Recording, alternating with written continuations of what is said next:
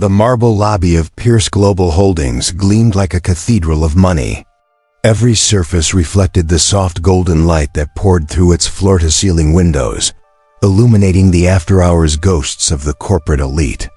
It was nearly midnight, but the air still vibrated with tension, the kind that only comes from billion-dollar steaks and too much caffeine.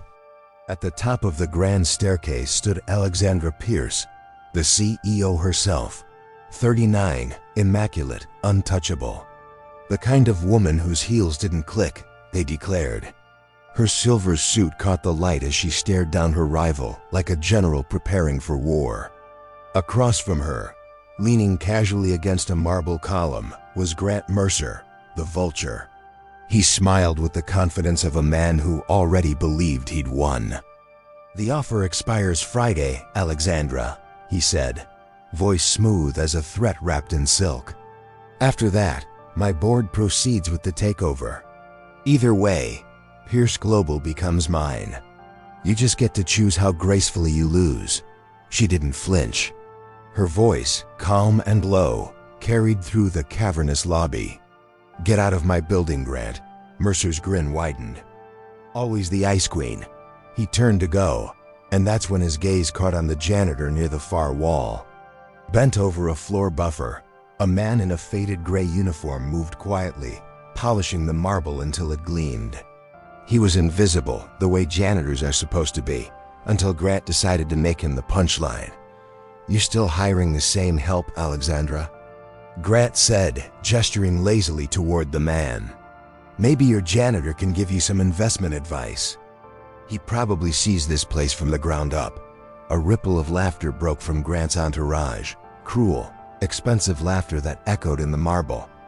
Alexandra's jaw tightened. For a second, she almost ignored him.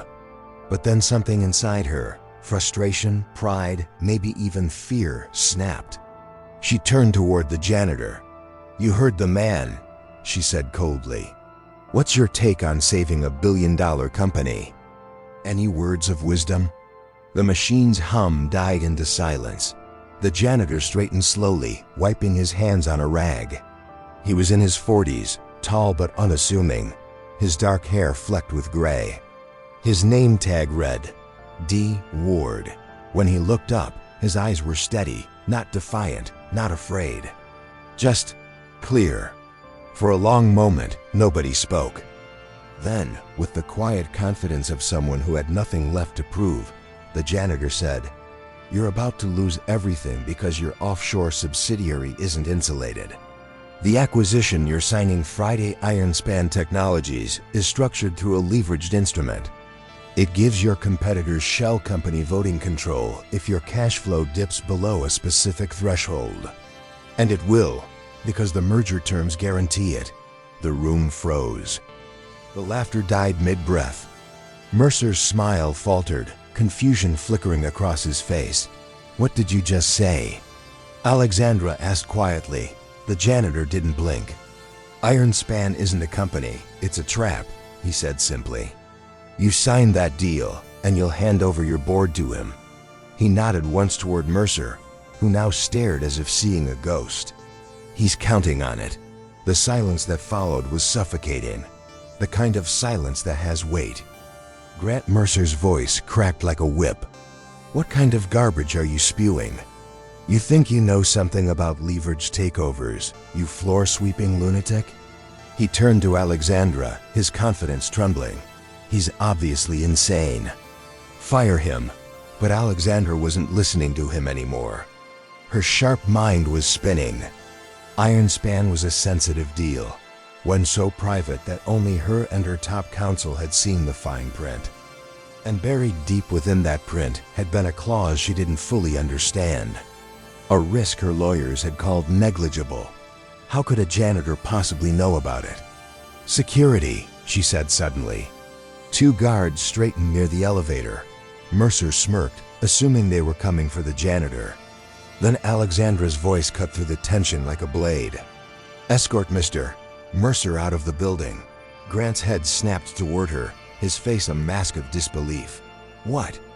You can't be serious. You're trusting him?" "I'm not trusting anyone," Alexandra said coldly. "But I'm listening." The guard stepped forward. Mercer sputtered curses, but the doors hissed shut behind him, leaving only the echo of his rage. For a long moment, Alexandra just stared at the man with the rag still in his hand. The silence between them stretched, electric, until she finally spoke. "Who the hell are you?" He hesitated. Then softly, "Daniel Ward. Night maintenance. Don't lie to me." Her voice dropped, deadly quiet. "That clause you mentioned, only 3 people know it exists. Me, my lawyer, and Grant Mercer. So I'll ask again, who are you?" Daniel met her gaze, and for the first time she saw something beneath the calm. Something wounded, but unbroken. "Just someone who used to read the fine print," he said. Alexandra took a slow step toward him, studying his face. "If you're wrong, I'll have you arrested for corporate espionage." "If I'm wrong," Daniel replied, "you won't have a company left to arrest me from." The words landed like a physical blow. The CEO and the janitor stood alone in the vast gleaming lobby. 2 people from opposite worlds, staring across the line that shouldn't exist between them. Then Alexandra exhaled once, sharp as a verdict. "You, upstairs, now." Daniel's throat tightened. He looked down at his calloused hands, the same hands that had once built fortunes and now pushed a mop. He followed her toward the private elevator, each step echoing through the marble cathedral. As the doors slid shut behind them, he knew one thing for certain. He had broken the first rule of his new life: stay invisible. And by speaking those few fatal words, he might have just destroyed everything. The elevator hummed softly as it rose through the heart of the tower. Neither of them spoke. Alexandra Pierce stood in the corner, arms folded, her reflection in the mirrored walls fractured into a dozen versions of herself, all sharp, all cold. Across from her, Daniel Ward stared at the floor, his calloused hands clasped tight. The glowing display ticked upward. 70, 75, 80. When the doors opened, the world changed. Her office was less a workspace and more a throne room. A panoramic view of the city stretched beneath them like a living circuit board. The lights of Manhattan pulsed in the darkness, 1,000 points of power and money, all orbiting this woman's command. And now, somehow, the janitor stood at its center. "Close the door," she said. The words weren't loud, but they were law. Daniel obeyed. The soft click echoed like the ceiling of a vault. Alexandra crossed the room and leaned against her black glass desk, watching him with surgical precision, as if trying to dissect him without touching a scalpel. "You knew about the iron span clause," she said. "You knew specifics that aren't even in the public filings. How?" Daniel kept his eyes low. "I read things. Don't insult me." Her tone snapped like ice cracking. "People don't just read hidden leverage traps in private acquisition documents. That's proprietary data locked behind a legal firewall." Daniel hesitated. "Sometimes patterns stand out," he said softly. "You learn to recognize the shape of danger." Alexandra circled him slowly, her heels whispering against the polished concrete floor. "You think you're clever?" she asked. "You break into my company's private data, accuse my rival of sabotage, and expect me to thank you?" "No," Daniel said. "I expect you to survive." That stopped her cold. The way he said it, not as a warning, but as a promise, pierced the armor she wore so well. She studied him. The uniform, the tired eyes, the stillness. He didn't look like a man bluffing. He looked like a man who'd already lost everything once. "Sit," she ordered. He sat in one of the sleek leather chairs across from her desk, painfully out of place. She tapped a button on her console. The blinds darkened automatically, cloaking them in a dim golden glow from the city below. "Let's be clear," she began. "If you're lying, or if you've accessed confidential information, you're committing corporate espionage, a felony. That means prison. You understand that?" Daniel nodded. "Yes, and yet you're calm." "I've already been there," he said quietly. She blinked, thrown off balance. "Prison? He didn't answer. The silence said enough. Alexandra leaned forward, resting her elbows on the desk. "Who are you, Daniel Ward?" He met her gaze for the first time. His eyes weren't the eyes of a janitor. They were the eyes of someone who had once seen too much of the world and paid for it. "I used to work with numbers," he said finally. "Built models, risk systems. Then I learned what numbers do to people when you trust them too much." Her instinct was to press him, but something in his tone made her stop. It wasn't fear. It was regret, heavy and real. She exhaled slowly. "You said Ironspan is a trap. Explain it." Daniel leaned forward. For the first time, there was steel in his voice. "Mercer's holding company built a mirror subsidiary offshore, a phantom partner in the acquisition. The contract language hides a contingency clause. If your post-acquisition liquidity falls below 5%, voting control of the combined entity defaults to the majority shareholder of the subsidiary." Alexandra frowned.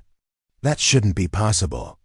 That would require a coordinated shell network and a fraudulent insurance bond," Daniel finished, "which Mercer already used 3 years ago against Arian Tech. Same language, same counsel." Her heartbeat quickened. That takeover had gutted an entire firm in less than a month. Her lawyers had sworn her deal was airtight. "How do you know this?" she demanded.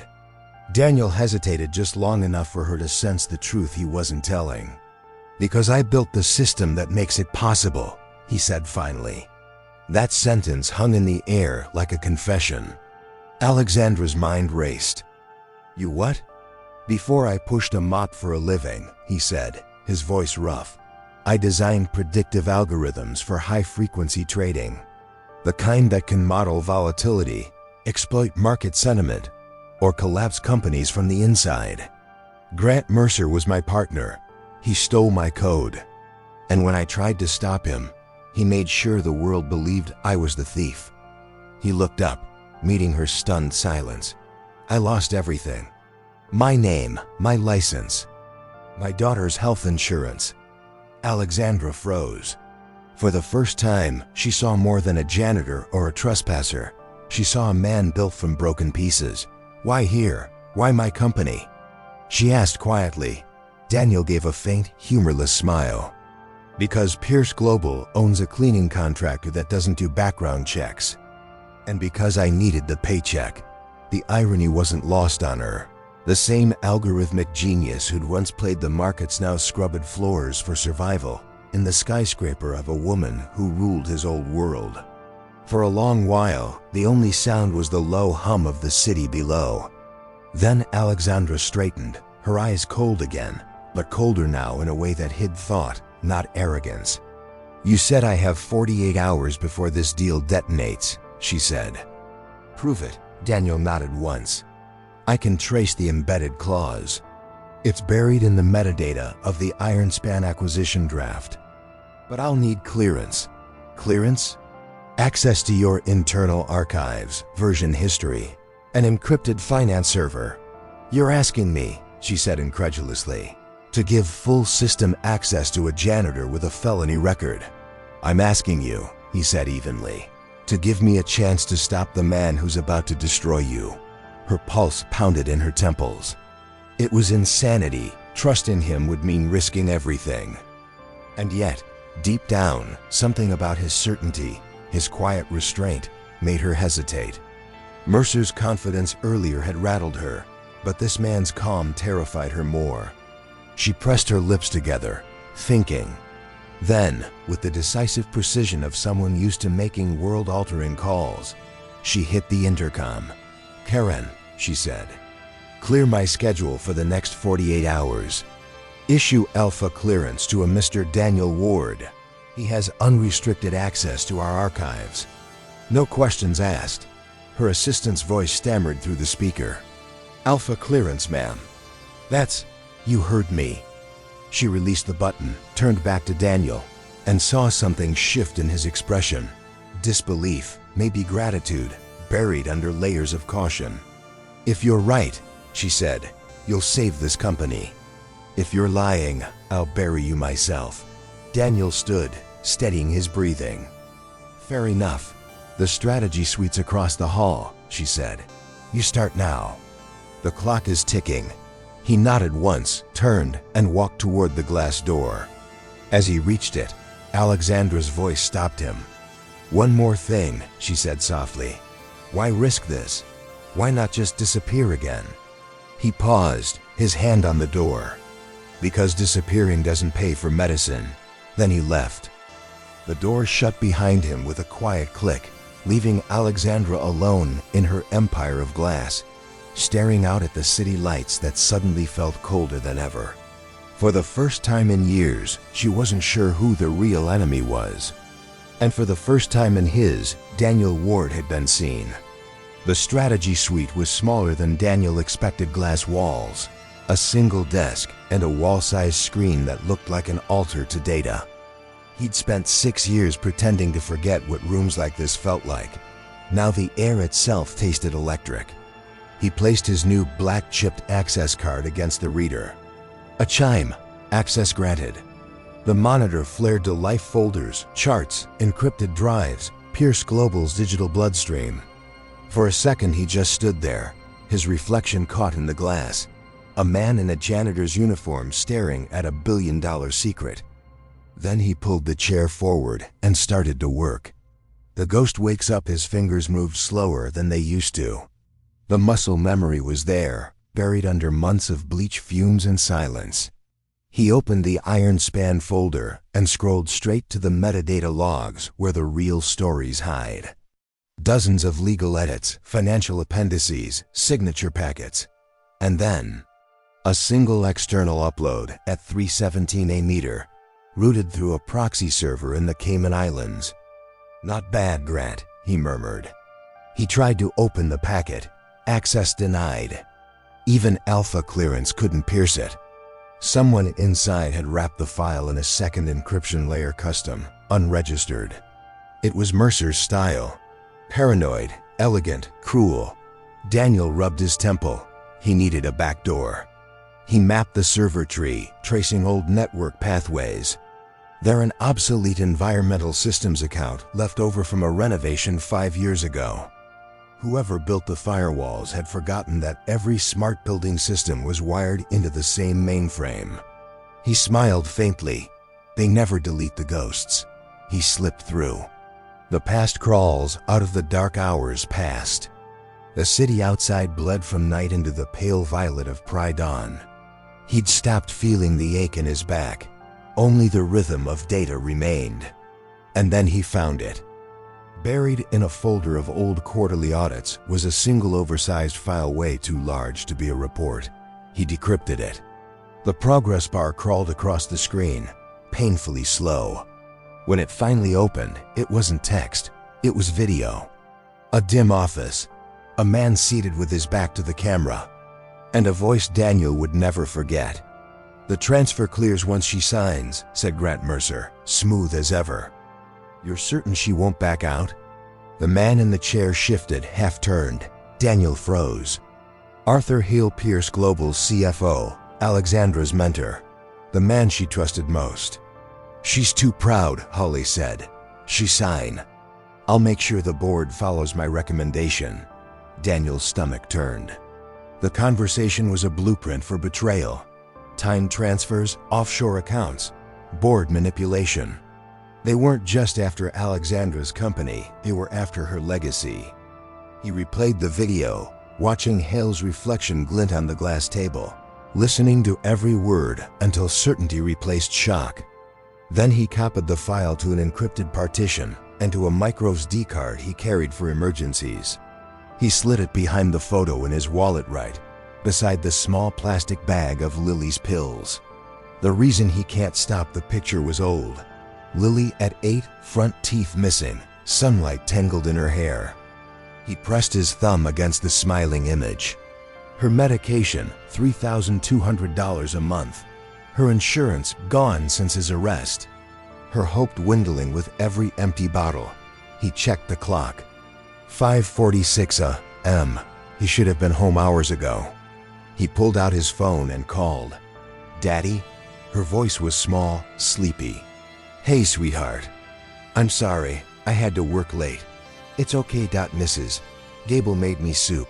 Are you coming home soon?" "Soon," he lied. "Take one of the morning pills, okay?" "Okay, love you, Daddy." "I love you more." When the call ended, the silence inside the glass room felt heavier than before. He turned back to the monitor. Work was the only thing that kept him from breaking. The pattern he ran a new search, cross-referencing every internal transfer Hiley had authorized in the past 6 months. At first the data looked clean. Then, tiny anomalies began to align small consultant payments to dormant shell companies, all routed through Zurich. He drew the lines between them on the screen. The pattern that emerged was unmistakable, a funnel leading to one destination, a holding account called Silver Point Assets. He stared at the name, Silver, Argent, Grant's favorite code word for hidden operations. A chill spread through him. This wasn't just a hostile takeover. It was a setup designed to implode, pierce global, and erase every trace of the man who'd once built its digital foundation him. The office door slid open. Alexandra stood there, still in the same suit, eyes shadowed from a sleepless night. "You've been here all night," she said. "So have you. Find anything?" He hesitated, weighing how much to tell her. Then he decided there was no turning back. "Yes, you've got a traitor, Arthur Hawley, and he's working with Mercer." Her expression didn't change, but something in her eyes shattered shock, grief, rage, all compressed into silence. "You're certain?" "I have a recording, their voices, their plan." For the first time, Alexandra looked human. She turned away, pacing toward the window, shoulders trembling once before she caught herself. "He was my father's partner," she whispered. "He taught me everything." Daniel lowered his voice. "Then he knows exactly how to destroy you." She turned back to him, jaw set, eyes blazing through the hurt. "No," she said. "Not yet." She crossed to her desk, pressed the intercom. "Karen, no calls, no visitors. Until further notice, mister. Ward reports directly to me. Then to him. You're not a janitor anymore. You're the only person I can trust." Daniel looked down at his scarred hands. For years he'd been invisible, the ghost mopping floors. Now the most powerful woman in the city had just made him her weapon. He should have felt triumphant. Instead, he felt afraid, because ghosts aren't supposed to be seen. And once you're visible in a world like this, you can't ever disappear again. For most of the morning, Alexandra Pierce said nothing. She stood at the edge of her office, staring out over the city, while the video of Arthur Hawley and Grant Mercer looped silently on the massive wall screen behind her. Each repetition carved a deeper line into her composure. The sound of Hale's voice, calm, paternal, treacherous, was like acid poured on an old wound. Daniel sat across the room, waiting. He'd learned long ago that silence was safer than sympathy. At last she spoke. Her voice was low, but it carried the sharpness of a cracked blade. "He was in my father's hospital room the night he died. He promised me he'd watch over the company. He said I was family." She turned, eyes rimmed with fury she refused to show. "And all this time, he was selling me out to the same man who drove my father into the grave." Daniel didn't answer. There was nothing to say that wouldn't sound like pity. She took a breath, forcing herself back into CEO mode. "How long do we have?" 2 days, maybe less," Daniel said. "Once Mercer's shell company executes the leverage clause, they'll freeze your liquidity. Your board will panic and vote to sell. You'll lose everything." Alexandra crossed to the desk. "Then we don't wait. We strike first." "Strike how?" Daniel asked. "Expose them. Leak the recording." "Too early," he said. "You'll tip your hand. Mercer will bury the money trail before the feds can blink." She glared at him. "Then what do you suggest?" He leaned forward, the old analytical fire returning to his eyes. "We let the trap close halfway. Make them think it's working. While they're celebrating, we pull the floor out from under them. Alexandra studied him, then slowly sat down across from him. It was the first time they'd been eye to eye, no podium, no desk between them. You talk like a man who's done this before. I've been on both sides of it, Daniel admitted. Once, I built the systems that made men like Mercer untouchable. Then I became the collateral damage, a quiet beat. Then Alexandra asked, softer, why tell me all this? You don't owe me anything. He hesitated, looking down at his hands. Because I know what it feels like to watch someone you trusted burn your life to the ground. And because if Mercer wins again, it means he wins twice. The air between them shifted.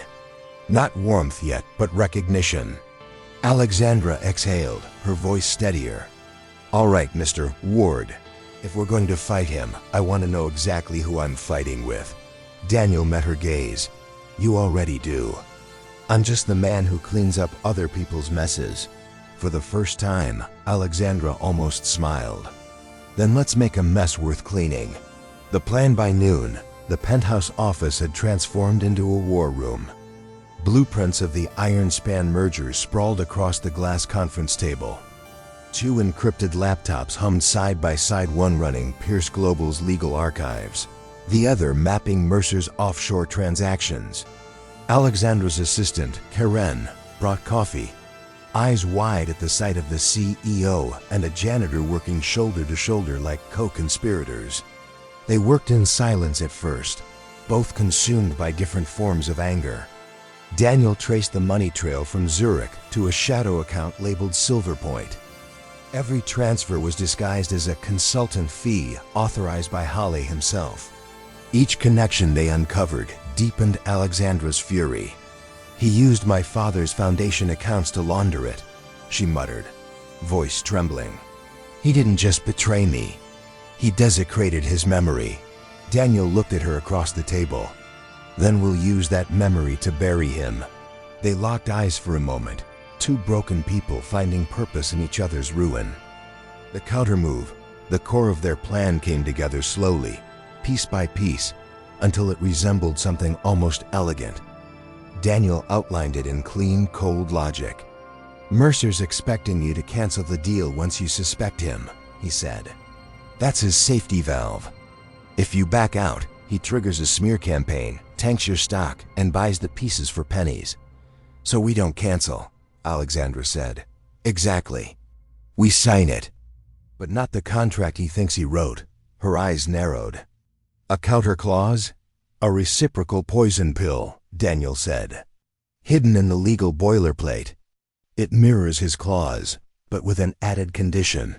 If the leverage takeover is triggered through fraud or collusion, all assets used in the attempt revert to Pierce Global. She stared at him, the corners of her mouth curving slightly. You want to steal his company back? I want to make him bankrupt himself trying. For a second, Alexandra's mask cracked. She laughed, quietly, bitterly, the sound more dangerous than amused. You're insane. I used to be rich, he replied. It's not that different. She turned away to hide her smile. It'll never hold in court. We don't need it to, Daniel said. We just need Mercer to sign it first. She froze, realizing what he meant. You want to make him deliver the clause himself. Exactly. The arrogance that built his empire will destroy it. An uneasy trust hours later. The office lights dimmed automatically as the city lights flickered to life outside. The skyline glowed gold against the glass. Daniel stood, stretching the ache from his shoulders. Alexandra was still typing, her focus unbroken, her face illuminated by the pale blue light of the screen. He hesitated at the door. You should get some rest. I don't rest, she said. That's a problem, he murmured. She looked up, meeting his gaze. For the first time since he'd met her, the steel in her eyes softened, just a fraction. You think you can save me, Mr. Ward? No, he said. But I can even the score. A long silence stretched between them. Finally, she stood and walked around the desk until she was only a few feet away. In that quiet, the power dynamic shifted again, not CEO and janitor, but soldier and soldier, both carrying ghosts. "Whatever this is," she said, "if we lose, my name will be ruined. Your life will end, you understand that?" "It already ended once," he said. "This time, I'd rather choose how it burns." Something flickered across her face, respect, maybe even admiration. She nodded once.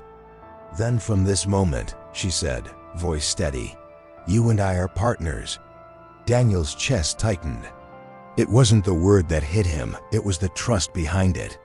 For 6 years, no one had trusted him with anything more than a mop. "Partners," he repeated quietly. The cliffhanger just then.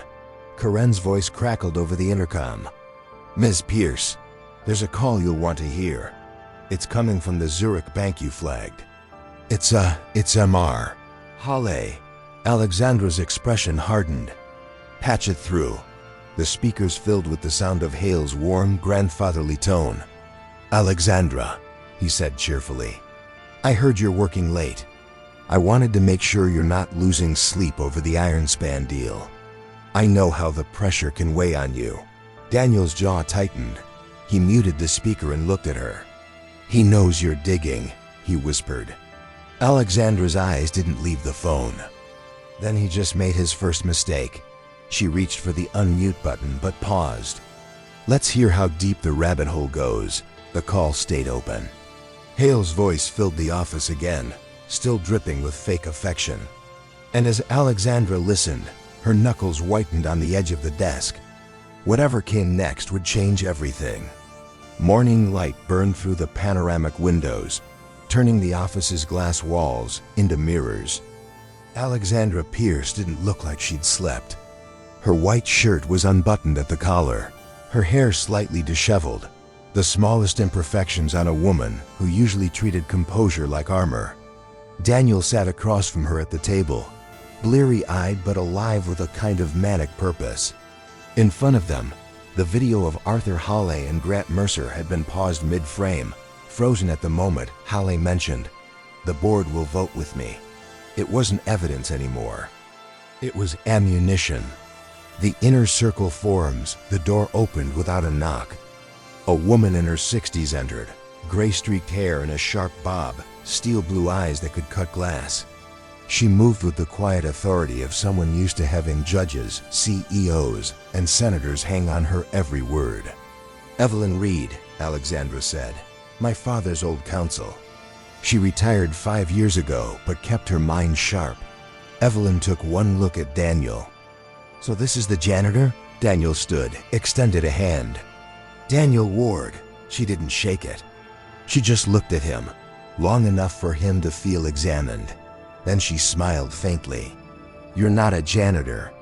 You're a ghost someone forgot to bury." Alexandra's lips twitched, the closest she'd come to laughing in days. "He's the one who found the claws." Evelyn set down her leather portfolio, flipped it open, and adjusted her glasses. "Then let's get to work. Tell me what you know." Daniel explained everything: the forged leverage clause, the dummy subsidiaries, the offshore shell accounts. Evelyn listened without interrupting, only nodding or scribbling the occasional note. When he finished, she leaned back in her chair, exhaled, and said quietly, "That's genius, evil but genius. Mercer didn't just build a trap. He built one that makes you destroy yourself while thanking him for it." Alexandra crossed her arms. "Then we need to turn it back on him." Evelyn looked between them, eyes narrowing. "You want to play his game? Then you'll need something he doesn't have." "What's that?" Daniel asked. "Fear," she said. "The kind that makes powerful men stop trusting themselves." The blueprint for revenge. For the next 2 hours, the penthouse became a war room in every sense. Coffee cups replaced martinis. Whiteboards filled with diagrams, arrows, and coded names. From a distance, it looked like 3 generals plotting a battle. Daniel moved between terminals, reconstructing Mercer's financial trail. Evelyn drafted new contract language with a surgeon's precision, every line a hidden dagger disguised as legal boilerplate. Alexandra paced, dictating moves and countermoves with the ruthless focus of someone who'd finally decided to stop reacting and start attacking. The poison pill needs to be invisible, Daniel said. A mirror clause buried under generic regulatory compliance. Done, Evelyn replied. Her pen moved across the page. It'll read like dull corporate housekeeping. And if he signs it? Alexandra asked. Then the moment Mercer tries to trigger his takeover, the clause activates, Daniel said. His assets get seized, his stock collapses, and his board turns on him overnight. Alexandra's gaze hardened. He built this empire on my father's blood. It's poetic that we'll end his with his own arrogance. The fracture line by the time they stopped, the sun had dipped below the skyline. The conference table was a battlefield, papers, coffee stains, discarded notes. Evelyn stretched. We can't deliver this ourselves. Hale's too cautious. He needs to believe the change came from him, Daniel nodded. We'll bait him. Feed him a false lead. Make him think he's preventing a disaster instead of walking into one. Alexandra tilted her head. You've done this before. Once, he said. It didn't end well. She caught the shadow in his tone. What happened? Daniel hesitated. The words cost him something. A project I built was turned into a weapon. When I tried to expose it, they buried me. My name, my career, everything. Who's they? Mercer, Daniel said. He used my code to crash a market and pinned it on me. Alexandra's eyes softened for the briefest second. And your daughter? Daniel's voice dropped. Lily, she was 6 when it happened. She's sick. Genetic condition. Expensive treatment. Cleaning floors pays just enough to keep her breathing. The silence that followed wasn't awkward. It was heavy real. Alexandra looked away, jaw tight. What does she need? A cure. Or time until there is one. She turned back, eyes gleaming with something dangerously close to compassion. We'll buy her both, Daniel blinked. It's not charity, Alexandra interrupted. It's payment. For saving my company. He didn't argue, but the gratitude in his eyes was raw. The call, as Evelyn reviewed the final draft, Daniel's phone buzzed on the table. He froze when he saw the caller ID. Mrs. Gable. He answered immediately. Mars. Gable? Daniel, I didn't want to worry you, but Lily's fever's up again. She's asking for you. He closed his eyes, heart pounding. Give her one of the evening pills. I'll be home soon. All right, dear. But she looked so pale. He hung up before his voice could break. When he looked up, Alexandra was watching him. Go, she said softly. I'll handle things here. I can't, he said. Not yet. If we don't finish this, she won't have a home to come back to. Evelyn looked between them. The boy's right. We're past the point of retreat. Daniel nodded and forced his focus back to the plan. Tomorrow, Holly meets Mercer for lunch. We make sure he carries our trap to that meeting, and we make him believe it was his idea. Alexandra crossed her arms, her mind already running ahead. And how do we do that? Daniel smiled faintly. We stage a leak. Let Holly think we've discovered a fake loophole. He'll scramble to fix it with a last-minute amendment, ours. Evelyn's grin was pure shark. He'll sign his own death warrant. The moment of humanity hours later, Evelyn had gone. The office was quiet except for the hum of the servers. Daniel packed his notes, exhaustion settling into his bones. Alexandra poured 2 glasses of water and handed him one. You should go home, she said. Check on her, and leave you in the middle of this? I'll survive a few hours without you, Mr. Ward. He looked at her, not the CEO, but the woman beneath the steel. You don't sleep much, do you? She smirked faintly. You learn not to, in this business. A pause. Then she said, quietly, You're fighting for her. I respect that. He looked down at his glass. You're fighting for your father's name. No, she said. Not anymore. I'm fighting for what's left of mine. Their eyes met again. For the first time, neither looked away. The cliffhanger, a notification flashed across Daniel's screen. A new encrypted message, no sender ID. He opened it. Unknown. You should have stayed invisible, Daniel. A chill shot down his spine. The timestamp, 2:17 a meter, Mercer knew. He turned to Alexandra. We've been found. Before she could respond, the building lights flickered, once, twice, then stabilized. Somewhere in the servers, a silent digital heartbeat had just woken up. Daniel stared at the monitor. He's inside the system. Alexandra's voice dropped to a whisper. Then it's war. The building's security lights still flickered when Daniel lunged for the keyboard. Shut down the network. Alexandra barked. If I cut the line now, we lose access to the merger servers, he said. We'll never plant the claws. Her jaw clenched. Then contain it. Daniel's fingers flew, code windows blooming across the wall screen. A storm of green text, flashing warnings, denial pings. Someone know something was already tunneling through the company's firewalls, copying archives, rewriting permissions in real time. Mercer's digital signature pulsed in the logs. A RGENTO1. He's not just hacking, Daniel muttered. He's using my old algorithm. Alexandra stepped beside him. The one he stole? He's weaponized it. It learns defenses as it hits them. She looked at the pulsing data streams. Can you stop it? Not yet. But I can feed it lies. Digital warfare. Daniel mirrored the incoming packets into a sandboxed replica of Pierce Global's network, a digital decoy. If Mercer wanted data, Daniel would give him too much. He typed fast, heart hammering. I'm creating false metadata dummy contracts, bogus payrolls, fake executive communications. Let him drown in information. Alexandra watched, amazed at the transformation. The quiet janitor replaced by a man fully alive, lit by the glow of war. You built this monster, she said softly. And now I'm teaching it to choke. The network stabilized. For now, he slumped back. That buys us maybe 6 hours.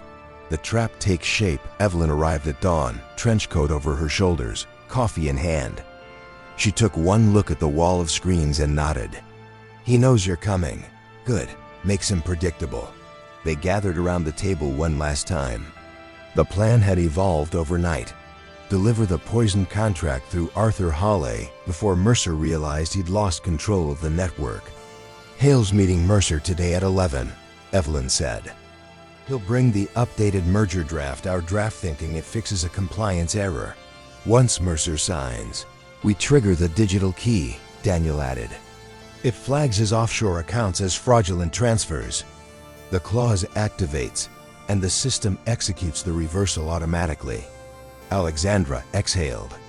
So we win by letting him win first, Evelyn smirked. That's how predators eat each other. Daniel's breaking point, they worked straight through the morning. Daniel's phone buzzed once, Mrs. Gable again, but he couldn't answer. He stared at the name until it stopped ringing. You should call her, Alexandra said quietly. After, he said. If this fails, there's no after. She placed a hand on his shoulder brief, grounding. We'll make it work. For a heartbeat, neither moved. Then Evelyn cleared her throat, snapping them back to the war. The bait at 10:47 a.m. A courier left Pierce Global carrying the corrected merger draft. Signature pages already initialed by Alexandra's board. Daniel watched the GPS tracker move across the city map. He's taking it to Mercer Tower, 5 miles away. In Mercer's glass fortress, the rival CEO accepted the file with a grin. Hidden cameras, Evelyn's idea, captured every second. She blinked, Mercer told Hawley. I told you she'd fold. He scrawled his signature, confident as a god. Daniel's monitor flashed green. Signature confirmed. Clause embedded. He exhaled. He's done it. Alexandra closed her eyes for just a moment, the first real breath she'd taken in days. The counterattack within, then Daniel's console screamed a piercing alarm. No, he whispered. No, he's countering. The decoy network collapsed. The real servers began to melt under a flood of data requests. He found the sandbox, Daniel said. He's inside the core system. Lines of code scrolled faster than human eyes could follow. The virus was rewriting transaction ledgers, trying to nullify the contract before the reversal could execute. "If he kills the ledger, the clause dies with it," Daniel said. Alexandra's voice went steel hard. "What do you need?" "A direct link to the exchange database." "And 30 seconds." She didn't hesitate. She pulled her private terminal key from her bracelet, a diamond-studded drive shaped like jewelry, and slammed it into the port. "You have full executive authority," she said. "Use it." Daniel's pulse thundered. He tunneled into the exchange gateway, hands shaking. He saw the virus rewriting his code, the code he had once created, and began typing over it, line by line, a desperate duel against his own ghost. Man versus machine, the office filled with the soft percussion of keystrokes and the low hum of servers overheating. Sweat ran down Daniel's temple. The algorithm learned every defense he threw at it, adapting faster. He thought of Lily, the small plastic bag of pills, her smile, her soft, frightened whisper. "Don't be gone too long, Daddy." He typed harder. "Come on, come on." Alexandra hovered beside him, whispering like a prayer. "You've got this." Almost. He hit enter. Now, the system froze. Then, in a cascade of light, the screen flashed, reversal executed, asset seizure initiated. Then silence. Daniel sagged back in the chair, chest heaving. Alexandra leaned over the console. Did it work? He smiled, weak but real. "Check Mercer's stock price." She pulled up the live ticker. Pierce Global stable. Mercer Holdings plummeting. A single tear slid down her cheek, unnoticed. "You did it." The cliffhanger. Daniel started to answer, but the monitor flickered again. A new message appeared on the screen, same encrypted signature as before. ARGENTO1. "You still don't understand, Daniel." This was never about the company. Daniel's fingers froze. The screen filled with code coordinates, timestamps, an address. He read it once. His blood ran cold. It wasn't a corporate target. It was his apartment. Alexandra saw his face pale. "What is it?" He whispered. "Mercer found Lily." The coordinates on Daniel's screen glowed like a wound. 40.7161 and 73.9947W. His apartment. He'd bolted upright, nearly knocking over the chair. "He's there," he said. "He's at my home." "Who?" Alexandra demanded. "Mercer. Or someone working for him. He has Lily." The color drained from her face. "You're sure?" "He sent me the address," Daniel said, voice shaking. "He's telling me to come." Evelyn stood frozen for half a second, then pulled out her phone. "I'll call the police." Daniel grabbed her wrist. "No, he'll kill her if he sees sirens. This is a message." "He wants me." Alexandra stepped closer, eyes locked on his. "Then you're not going alone." The drive. Minutes later, Daniel's old sedan tore through the city streets, headlights cutting through sheets of rain. Alexandra sat in the passenger seat, dressed in a black coat over her white blouse. The CEO who'd spent a lifetime controlling chaos, now choosing to dive into it. The dashboard clock blinked 8:07 p.m. Each minute felt like a heartbeat closer to disaster. "You shouldn't be here," Daniel said, voice tight.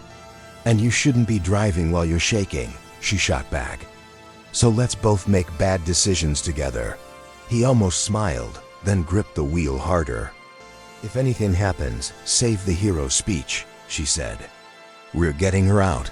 They turned onto his street. The rain had washed the sidewalks clean, but the glow of blue TV light shone through the thin curtains of his apartment window. Wrong, too steady, like someone wanted to be seen.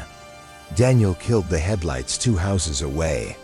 The trap inside the trap, they climbed the stairwell quietly. Every step creaked like a threat.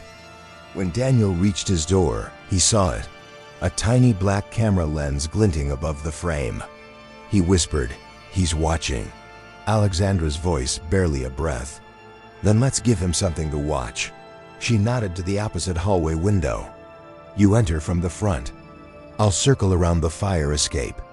When I say now, kick the door. He started to argue, but she was already moving, silent as shadow. Daniel steadied himself, inhaled once, and turned the handle. The door creaked open. His apartment was too still. The smell of bleach and medicine hung heavy in the air. The lights were dim, except for the glow of his computer screen. And on the couch, clutching her stuffed rabbit, sat Lily. Daddy? Her small voice nearly dropped him to his knees. He crossed the room fast, gathered her in his arms, felt her trembling. Are you okay, baby? Did anyone hurt you? No, she said. A man came. He said you'd be here soon. He left your computer on. Daniel turned slowly toward the monitor. On it, a video feed flickered to life. Mercer's face, calm and smiling, from an undisclosed office. Hello, Daniel. Daniel's jaw clenched. If you touch her, relax, Mercer said. She's safe. For now. Alexandra's voice came over the laptop speaker, sharp. We can trace this, Grant. Ah, Alexandra, Mercer said, feigning delight. Always the white knight. How's your empire? Still standing on borrowed code? Alexandra stepped into frame behind Daniel, eyes cold as glass. You lost. We have the signature, the clause, the footage of Hale. Mercer laughed. You think I care about that contract? You still don't see the board, do you? This was never about Pierce Global. Then what was it about? Daniel growled. You, Mercer said simply. You were the only loose end I couldn't erase. So I let you crawl back into my game and do what you do best, write code. Only this time, you buried my virus inside your own trap. Daniel froze. What are you talking about? Check your logs, genius, Mercer said. You just executed my algorithm. It's still running. And in 10 minutes, every one of Pierce Global's encrypted ledgers will self-delete.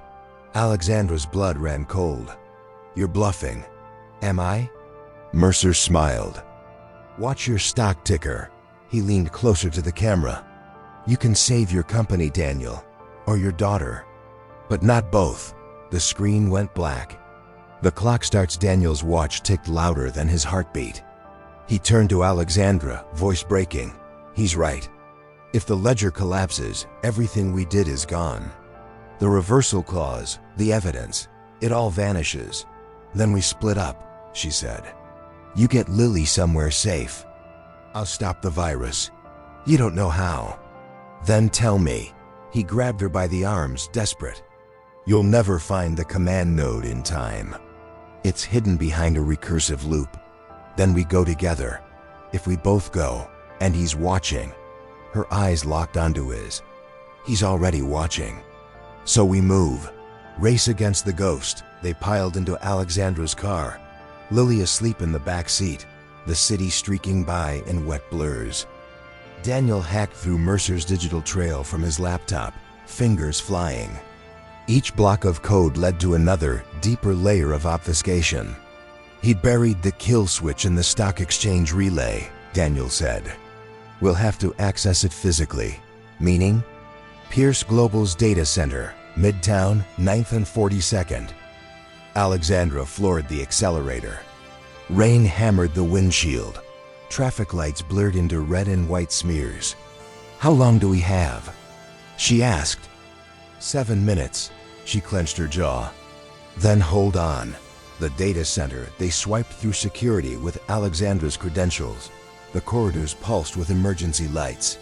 Servers hummed in endless rows, blinking like a million tiny eyes. Daniel sprinted to the central terminal, connected his laptop. The countdown pulsed on the screen. 0 hours 6 minutes and 43 seconds. 0 hours 6 minutes and 42 seconds. He's inside the transaction buffer, Daniel said. I have to overwrite the ledger manually. Do it. His fingers blurred. Lines of code, streams of numbers, endless recursion. He could feel Mercer's ghost in the machine, blocking him at every turn. He's learning faster, Daniel said. He's adapting to every patch. Then stop patching, Alexandra said. Rewrite the rules. He stared at her and realized she was right. He deleted his own code. He started fresh. Every programmer's instinct screamed against it, but he ignored them all. He began typing in plain language, a recursive trap not built on defense, but on intention. A paradox Mercer's AI couldn't calculate. "What are you doing?" she asked. "Making it choose," Daniel said. "If it executes, it kills itself.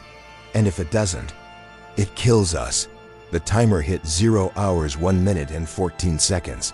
He hit enter. The server screamed. The lights flickered once, twice, then steadied. The countdown froze at 0 hours, 0 minutes and 8 seconds. Daniel held his breath. "Come on." A single line of text appeared. A RGENT-01 terminated. Then silence. He slumped forward, exhausted. Alexandra stared at the screen, disbelief softening into relief. "You did it." He smiled faintly. "No. We did." The cliffhanger. She helped him to his feet.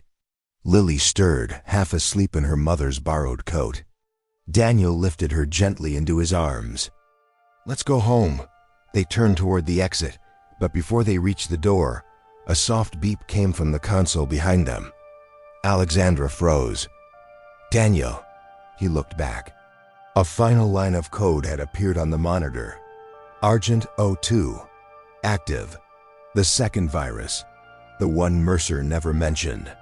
The screen flashed again. A live video feed of Mercer, smirking. "Round 2, he said. "And this time, I brought friends." The feed expanded into 4 windows, 4 new faces. Government regulators, media anchors, board members, all waiting to burn Alexandra's empire alive. The 4 faces on the wall screen stared back at them, the regulators, the board chair, the news anchor already reading from a script Mercer had written. And in the center, Grant Mercer, smiling like a man who owned the world again. "I warned you, Alexandra," Mercer said smoothly. "You can beat me in code, but never in narrative." By morning, every headline will read the same. Pierce Global implodes after CEO's secret deal with convicted felon. Daniel's stomach dropped. "He planted me," he realized aloud. "You were never supposed to survive this." "I was the poison," Mercer grinned. "Exactly. A janitor with a criminal record working in your executive offices? The optics write themselves." Alexandra's face hardened to marble. "You've built your empire on destroying people, Grant, and you think that makes you untouchable." "It makes me inevitable," he said. She looked at Daniel, really looked at him. Then she turned back to the screen and said quietly, "Then let's make you history." The turn. Daniel stepped forward, voice low but steady. "You forgot something, Grant. When you hijacked my algorithm, you didn't understand what it actually does." Mercer frowned. "Enlighten me." Daniel tapped a few keys. The system connected to the global stock exchange node, the same portal Mercer had used for his attacks. "Every time you cloned my program, you left behind a signature," Daniel continued. "A digital fingerprint. I spent the last hour tracing them, not just to you, but to every illegal transfer you've made in the last decade." The wall screen split into dozens of panels, each one showing live data, offshore accounts, shell corporations, insider trades, falsified ledgers. Evelyn's voice came from behind them, calm and deadly. "And as of 3 minutes ago, those files were mirrored to the SEC, the FBI, and the Justice Department." Mercer's smirk vanished. "You wouldn't dare." "Already did," Alexandra said. The other faces on the feed began talking over each other, regulators demanding answers, the news anchor fumbling mid-sentence, the board chair shouting Mercer's name. "You think this saves you?" Mercer roared. "The system is mine." Daniel's voice cut through the chaos. "No, Grant, the system's just numbers." "And you finally ran out of them." The collapse. The screens went black, one by one, until only Mercer remained, breathing hard in the silence. "You'll go down with me," he spat. "Maybe," Daniel said. But at least the truth will go down too. A sharp click sounded through the speaker, security entering Mercer's office. He turned his head, face twisting as the agents swarmed in behind him. "Daniel!" Mercer shouted, last venom before the feed cut. "You think this makes you clean? You'll always be the man who lost everything." Daniel stared at the blank screen for a long time, his reflection staring back, and for once, it didn't look like failure. It looked like freedom. Aftermath hours later, dawn spilled gold over the city. Pierce Global's servers had stabilized. Evelyn handled the regulators calm and surgical. The news cycle had already shifted. Mercer Holdings CEO arrested in massive fraud scandal. Whistleblower janitor exposes billion-dollar crime. Daniel stood at the window of Alexandra's office, Lily asleep on the couch behind him, sunlight warming her small face. "She's safe now," Alexandra said quietly. "And so are we." He smiled faintly. "You sure about that?" "For today, that's enough." He turned toward her. "You don't have to fix everything for me." "I'm not," she said. "I'm fixing what my world broke." She walked to her desk, slid a document across the glass. "The Pierce Foundation. A new division. Healthcare research and access for children with rare diseases. You'll oversee the funding." Daniel blinked. I don't. You already earned it," she said. "And you'll need a salary big enough to keep you out of mop closets." For a long moment, he couldn't speak. The weight of years of shame, silence, invisibility cracked open, replaced by something lighter, unfamiliar. "Thank you," he said, voice thick. She smiled, small and real. "Don't thank me, Daniel. Just build something good out of it." The quiet ending later, as he carried Lily to the elevator, she stirred awake. "Daddy?" "Yeah, sweetheart?" "Are you done working now?" "Yeah," he whispered. "I think I am." The doors slid open, reflecting the man he'd become, no longer a ghost mopping marble floors, but the man who had saved an empire and found his way home. Upstairs, Alexandra watched them go, the city stretching below like a living promise. Her empire still stood, but for the first time, it felt human. She turned back to the window, the rising sun washing her reflection in gold. Voiceover, closing narration. He once cleaned her floors. Now together, they cleaned the world of the people who thought they were untouchable. And sometimes, that's what redemption looks like. Subscribe for more stories like this.